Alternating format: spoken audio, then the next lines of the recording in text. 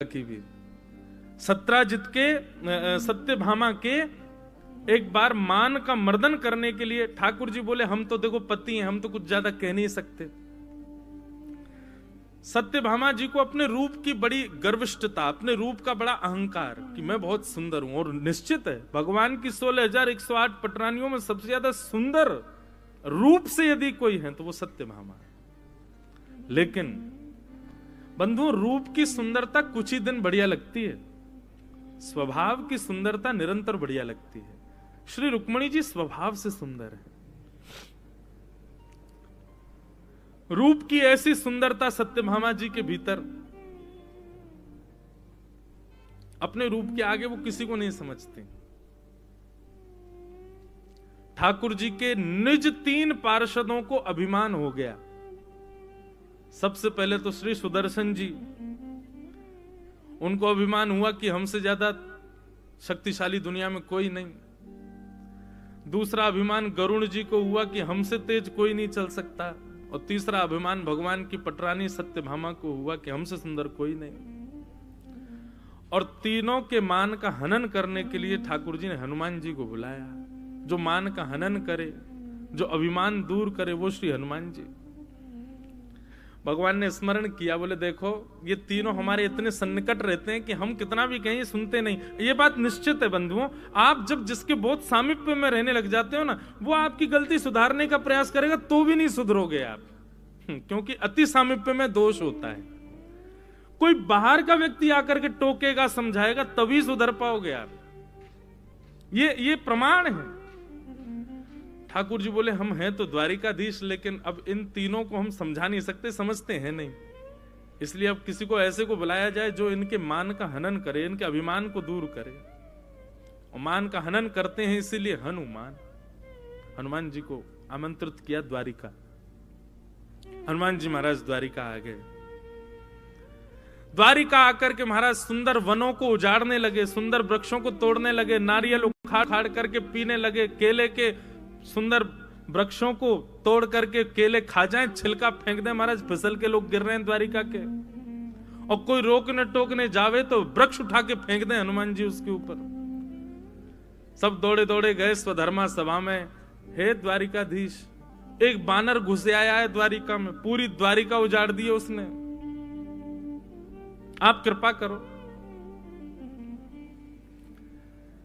भगवान ने सुदर्शन चक्र से कहा आप जाइए, आप बड़े बलवान हैं, कोई बहुत शक्तिशाली बानर आया है, जाइए जाकर के उसको या तो बंदी बनाइए, नहीं तो अपने बल के आगे उसको शांत कर दीजिए। सुदर्शन जी कम नहीं है बंधुओं। सुदर्शन जी यदि अपने पे आ जाएं तो एक क्षण के अंदर पूरे समुद्र को सुखा सकते हैं, इतना तेज है सुदर्शन जी में। उनको सामान्य मत समझिए, ठाकुर जी के सुदर्शन सामान्य नहीं है। सुदर्शन जी बोले जी महाराज अभी जाता हूं, ये बानर तो मेरे बाएं हाथ का खेल, बाएं हाथ की इकन्नी उंगली का खेल, अभी जाता हूं। सुदर्शन जी महाराज जैसे ही गए, बोलो गंगा मैया की जय।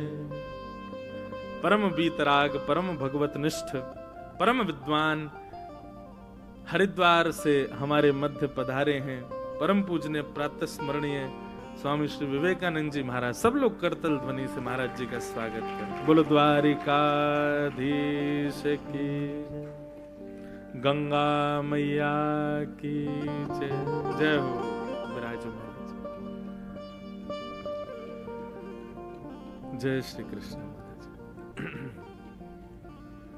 गंगा मैया तुम्हारी जय जय हो, गंगा मैया तुम्हारी जय जय हो, गंगा मैया तुम्हारी जय जय हो, मैया तुम्हारी जय जय हो, विष्णुपदी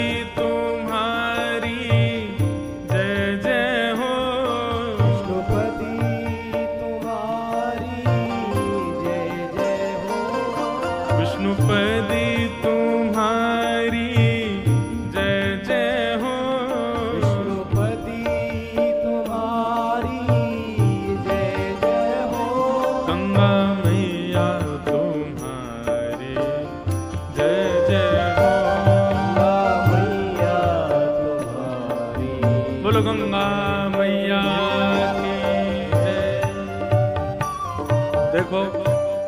हम ब्रजवासी यहाँ आए तो गोमती जी में यमुना जी का संगम हो गया, तो गोमती यमुना समुद्र संगम।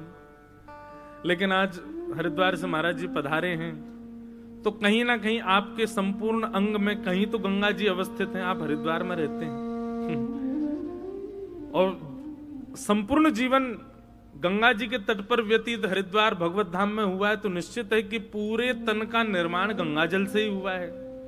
तो महाराज जी यहां पर जितने क्षण भी विराजमान रहेंगे मानो गंगा जी का गोमती जी में मिलकर के समुद्र संगम। देखो यहां पर तीर्थराज प्रकट हो गया है हमारे ब्रज द्वारिका मिलन महोत्सव में। अभी कहां से वैष्णव संत जन पधारेंगे, उतना आनंद होता रहेगा।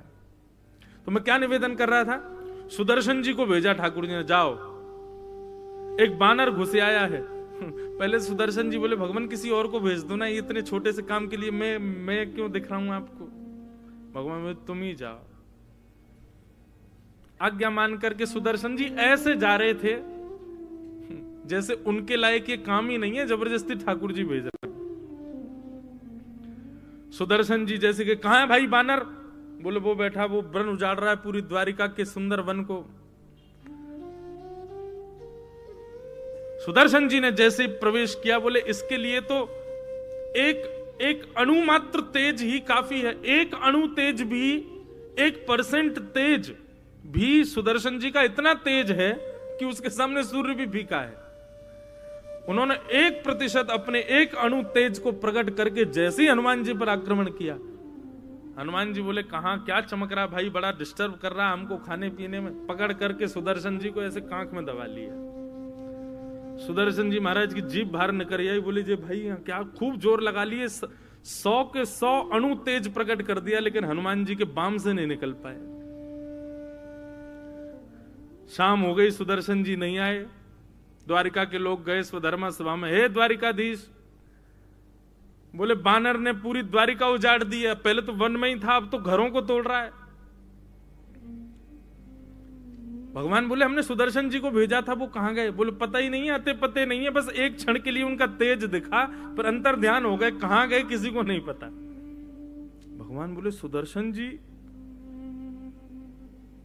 तभी भगवान ने कहा गरुण जी आप जाओ, आप देख के आओ और सुनो। हमें तो लगता है सुदर्शन जी के वश में ना आने की सामर्थ्य केवल हनुमान जी में है, कहीं वानर के रूप में हनुमान जी तो नहीं आए। आप इनको तुरंत जाकर के बोल के आओ कि शीघ्रातिशीघ्र मेरे पास आवे। गरुण जी बोले भगवान शीघ्रातिशीघ्र शब्द प्रयोग करने की आवश्यकता नहीं, आपको पता नहीं मेरी गति कितनी तेज है, मन से भी तेज चलता हूं मैं, आप शीघ्रातिशीघ्र क्यों करें। ठाकुर जी बोले भाई हमको पता है कि वो हनुमान जी ही हैं और उनको अभी बुलाना बहुत जरूरी है, पूरी द्वारिका उजाड़ देंगे, बढ़िया उनसे कहना कि भोजन प्रसादी की व्यवस्था है, शीघ्रातिशीघ्र आए। गरुड़ जी बोले फिर आप बोल रहे हो शीघ्रातिशीघ्र, मत कहिए भगवान, अभी जाता हूं, अभी आया। जाओ। गरुड़ जी महाराज पहुंचे, हनुमान जी बैठे थे, केला खा रहे थे। गरुड़ जी ने आके प्रणाम किया, जय हो हनुमंत लाल, आइए आइए आइए। बोले वो हमारे सुदर्शन जी आए थे आपके पास, कहां हैं बेचारे। हनुमान जी ने अपनी बाम उठाई तो नीचे गिर पड़े। बोले जय रे, ये हमको बहुत परेशान कर रहे थे इसलिए हमने उनको बाम में भर लिया। बोले आपका इतना प्रताप है महाराज जी कि आपने सुदर्शन जी को बाम में भर लिया। गरुड़ जी ने बेचारे सुदर्शन जी उठाए, हृदय से लगाए, बोले चलो सुदर्शन जी। बोले मेरे तो प्राण निकलने वाले थे, आप थोड़ी बहुत देर नहीं आते तो सुदर्शन जी वैकुंठ ही पहुंच जाते। गरुड़ जी महाराज बोले भगवान आप द्वारिका धाम पधारे हैं, राघवेंद्र सरकार श्री कृष्ण रूप में द्वारिका में विराज रहे हैं, द्वापर चल रहा है, आपकी प्रतीक्षा में बैठे हैं, जल्दी पधारिए। हनुमान जी बोले आप पहुंचो, आपके पहुंचने से पहले पहुंच जाऊंगा। गरुड़ जी बोले क्या बताएं मां, भगवान कहते हैं शीघ्रातिशीघ्र, जे कह रहे हैं मुझसे पहले। अरे इनको पता नहीं है किसी को भी मेरी गति कितनी है, मैं मन से भी तेज चलता हूं। गरुड़ जी बोले नहीं मैं आपको लेने ही आया हूं, संगी चल दो, अभी पहुंचा दूंगा, आप पता नहीं कितनी देर में आओगे। बोले देर नहीं भाई, तुम पहुंचो, तुमसे पहले पहुंच जाएंगे हम। गरुड़ जी बोले ठीक है। जैसे गरुड़ जी उस बगीचे से निकले द्वारिकाधीश की सुधर्मा सभा के लिए, सुधर्मा सभा में जाकर के गरुड़ जी कहना चाहते थे कि द्वारिकाधीश वे आ रहे हैं, ऐसा कहना चाहते ही थे कि भीतर जाके देखा तो द्वारिकाधीश के चरणों में श्री हनुमान जी महाराज बैठे, गरुण जी से भी पहले। पहला मान दूर हुआ श्री सुदर्शन जी का, दूसरा मान दूर हुआ श्री गरुण जी का, अब तीसरा मान क्या?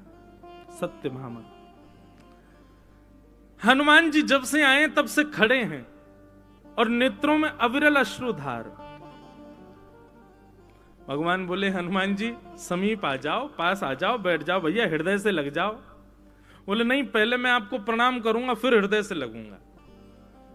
ठाकुर जी बोले तो कर लो प्रणाम, तुमको आए हुए इतनी देर हो गई, ना प्रणाम कर रहे हो ना हृदय से लग रहे हो, बस रोए जा रहे हो।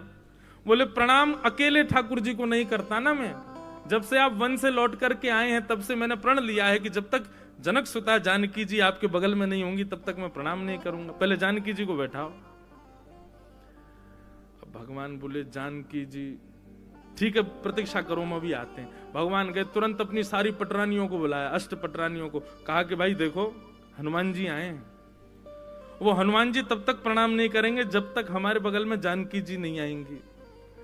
आप सब लोग आपस में निष्कर्ष कर लो कि जानकी जी के रूप में मेरे बगल में कौन बैठेगा, जो बैठेगा उसी के बाद ही हनुमान जी प्रणाम करेंगे।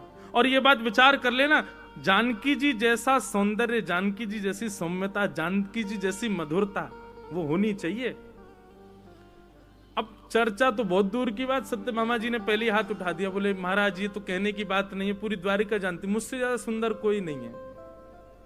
ये सब भी राजी हैं इस बात में, मैं आती हूं जानकी जी के रूप में। भगवान बोले पधारो। रुक्मणी जी भी मंद मंद मुस्कुरा रही थी, रुक्मणी जी तो जानकी जी हैं, लेकिन कह रही ठीक है कोई नहीं, इनको भी होने दो, मान ही तो दूर करना है। और महाराज आज वैसे तो सुंदर है सत्यभामा, लेकिन आज और सुंदर श्रृंगार किया। हनुमान जी महाराज खड़े हैं प्रतीक्षा में, नेत्रों से विरल अश्रुधार। जानकी जी को बुलाओ, जानकी जी को बुलाओ। नेत्र बंद करके खड़े थे, द्वारिकाधीश के बगल में आकर के परम सुंदर स्वरूप धारण करके श्री सत्यभामा जी आकर के विराजमान हो गए। हनुमान जी के नेत्र खुले, ठाकुर जी को देख करके मुस्कुराने लगे। ठाकुर जी बोले हनुमान जी प्रणाम कर लीजिए अब। हनुमान जी बोले पहले जानकी जी तो आ जाएं, बैठी तो है हमारे बगल में। महाराज ये जानकी जी हैं? बोले हाँ देखो जानकी जी तो हैं। अच्छा नहीं नहीं भगवान, जनक सुता जानकी जी तो सतयुग में ही हैं, हमें लगता है द्वापर में जानकी जी की सुंदरता की पराकाष्ठा तो कोई नहीं। आप विश्वास माने और बुरा ना माने, ये आपके आगे बगल में बैठी तो मुझे पता नहीं क्यों ऐसा मन में भाव आया कि हमारे राघवेंद्र सरकार कृष्ण रूप में बड़े दयालु हो गए, दासियों को भी बगल में बैठा लेते हैं, कितने दयालु हो गए। अब तो सत्यभामा का मुख इतना सा रह गया, बोले इनको मैं दासी दिख रही हूं। सत्यभामा जी उठ करके रोती हुई अपने कक्ष में चली गई। तभी श्री रुक्मणी जी का आगमन हुआ। रुक्मणी जी को देखते हनुमान जी महाराज मदमस्त हो गए, नृत्य करने लगे, आहा चरणों से जाकर के लिपट गए, तब दंडवत प्रणाम किया श्री ठाकुर जी को। तो तीनों मानों को हनुमान जी के द्वारा द्वारिकाधीश ने द्वारिका धाम में सिद्ध कराया, सुदर्शन जी, गरुण जी और श्री सत्यभामा। तो ये चर्चा क्यों शुरू हुई थी? सत्यभामा जी बड़ी सुंदर हैं, पर रुक्मणी जी का जो सौंदर्य है वो स्वाभाविक सौंदर्य है, रूप का सौंदर्य नहीं है। इसलिए बंधुओं, ठाकुर जी रूप से सुंदरता अगर स्वीकार करते तो बहुत सुंदर बन के आई थी पूतना, पर ठाकुर जी को स्वभाव की सुंदरता ही प्रिय है। वही श्री कृष्ण जब मथुरा जाते हैं तो कुब्जा को सुंदर कहकर के पुकारते हैं, जिसकी कमर 3 जगह से टेढ़ी है। इसीलिए वैष्णवों को यह बात समझ लेनी चाहिए कि श्रृंगार और स्वरूप की सौंदर्यता, इससे द्वारिकाधीश कभी नहीं रीझेंगे। स्वभाव को सुंदर बनाओ। ये छल कपट बाजी ये सब ठाकुर जी को प्रिय नहीं है। आप बाहर से सुंदर हो, भीतर ये सब है, तो ये प्रिय नहीं है ठाकुर जी को। रुक्मणी जी ने पत्र में नवदा भक्ति की प्रथम भक्ति को विराजमान किया कि श्रुत्वा गुणान भुवन सुंदर शृण्वतां ते निर्विश्य कर्ण विवरै स्मरतुंगतापम् किरूपं दृशां दृशिमतामखिलार्थलाभं त्वय्यच्युता विशति चित्रपत्रपं मे। रुक्मणी जी कहती हैं, हे नाथ, मैंने आपको कभी देखा नहीं है, केवल और केवल आपको सुना है।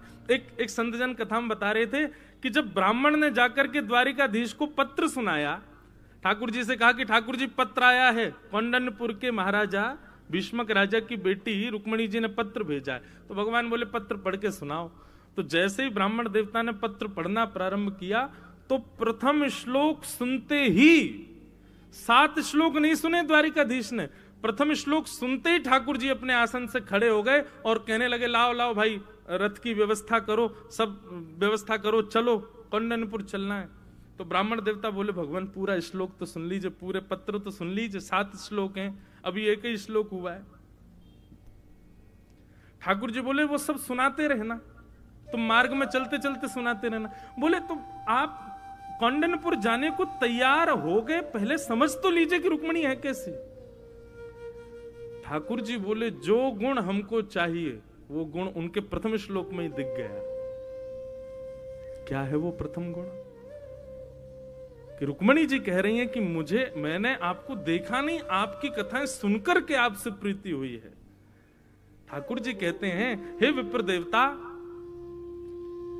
जिस वैष्णव को, जिस व्यक्ति को मेरी कथा में रति है, तो निश्चित है बाकी की भक्तियों में रति, बाकी के सदलक्षण और गुणों में रति उसकी होगी ही होगी। और नहीं भी कोई गुण होगा तो ये श्रवण भक्ति से वो गुण उसके भीतर आ जाएगा। एक प्रकार से ये कह दें, श्रवण भक्ति बंधुओं स्रोत है। यदि श्रवण भक्ति प्रारंभ हो गई, धीरे धीरे अपने आप सब भक्ति आ जाएंगी। आजकल क्या हो गया, यूथ के अंदर, समाज के अंदर थोड़ी भक्ति बढ़ी है, लेकिन कई चीज की भक्ति बढ़ी है। नाचने गावे की भक्ति बढ़ी है, सजवे धजवे की भक्ति बढ़ी है, अपने आप को भक्त दिखाने की भक्ति बढ़ी है। लेकिन उन्हीं लोगों को कथा में ले आओ तो कथा में रुचि नहीं है। इस बात का प्रमाण है कि आपकी भक्ति जो है वो केवल और केवल लोक रंजन के लिए है, ठाकुर जी के रंजन के लिए नहीं है।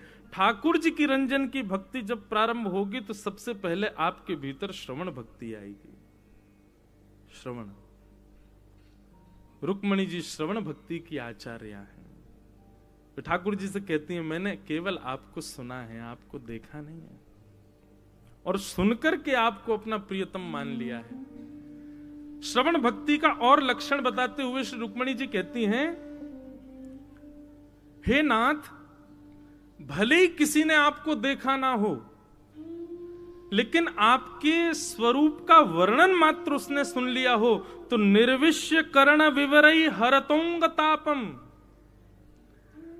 अपने कानों से यदि आपकी भक्ति का श्रवण कर ले तो श्रवण मात्र से उसके हृदय के जितने भी ताप, संताप, पाप आदि व्याधि, जो भी कुछ उसके हृदय में आपकी मिलन में बाधा बन रहे हैं, आपकी श्रवण भक्ति से वो सब नष्ट हो जाएंगे। नाथ, श्रवण भक्ति की महत्व को भी श्री रुक्मणी जी बताती हैं। रूपम दृशाम दृशिमताम अखिलार्थलाभम त्वयि अच्युता विसति चित्रम पत्रपम में। वैसे तो आपका रूप देखने मात्र से व्यक्ति के सारे विषाद नष्ट होते हैं, पर भगवान, मैं जो जानती हूं कि आपके रूप से भी ज्यादा आपकी कथा में सामर्थ्य है, आपके गुणानुवादों में सामर्थ्य है विषयों को नष्ट करने की। ठाकुर जी को रोज देखता था कौन? धृतराष्ट्र। रोज देखते थे समस्त कौरव, लेकिन अपने कुभावों को नष्ट नहीं कर पाए। रोज देखते थे युधिष्ठिर, रोज देखते थे भीम, लेकिन अपने हृदय में प्रेम लक्षणा भक्ति को जागृत नहीं कर पाए। रोज देखता था अर्जुन, लेकिन उसके हृदय में भी प्रेम लक्षणा भक्ति कब प्रकट हुई? जब ठाकुर जी ने श्रवण कराया।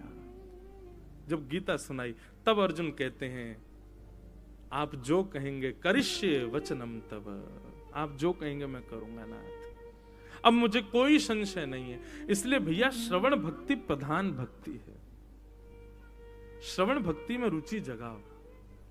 और एक बात और, आप कहोगे कैसे रुचि जगाएं? प्रार्थना करो ठाकुर जी से, आपके चाहने से नहीं जगेगी, ठाकुर जी चाहेंगे तो ही श्रवण भक्ति में रुचि हो सकती है। और इस बात का भी प्रमाण, ये कोई मनमानी बातें नहीं है, इस बात का भी प्रमाण श्रीमद् भागवत में श्री सूत जी महाराज देते हैं कि ठाकुर जी की भक्ति, श्रवण भक्ति में, कथा में यदि रति है तो वह भी ठाकुर जी की इच्छा से ही हो सकती है। गोस्वामी तुलसीदास जी कहते हैं बिनु सत्संग विवेक न होई, और बिनु सत्संग विवेक न होई। फिर दूसरी बात, राम कृपा बिन सुलभ न सोई। ये बात तो सत्य है कि सत्संग के बिना भक्ति नहीं जगेगी, लेकिन यह भी सत्य है कि राम जी की कृपा के बिना सत्संग नहीं मिलेगा। और श्रीमद् भागवत में सूत जी महाराज क्या कहते हैं कि धर्म स्वनिष्ठितः पुंसां विश्वक्सेन कथासु यः नोत्पादयदधिरतिं